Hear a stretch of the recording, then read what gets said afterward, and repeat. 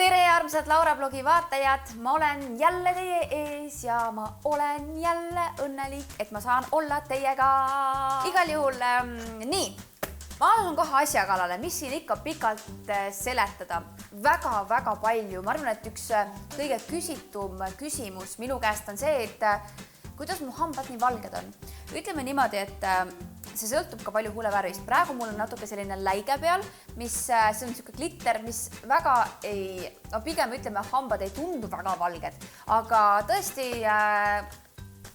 mu hambad on valged tänu ühele asjale ja see asi on mul praegu käes ja selle nimi on Mr. Blanki valgendavad plaastrid. See on mu väga suur saladus olnud, nii et see, et ma praegu teile seda siin avaldan, on selline, ärge seda edasi rääkige, aga ma olen neid Mr. Blanki plaastreid kasutanud. Mis nad muudavad eriliseks võrreldes mingite teiste hambavalgendusplaastritega on see, et siin ei ole peroksiidi. Ehk siis peroksiid on see, mis lõhub su hamba emaili, mis teeb su hambad valulikuks pärast valgendamist. Sellegi poolest, enne kui sa hakkad oma hambaid valgendama, siis sa pead küsima luba oma hambaarstilt näiteks.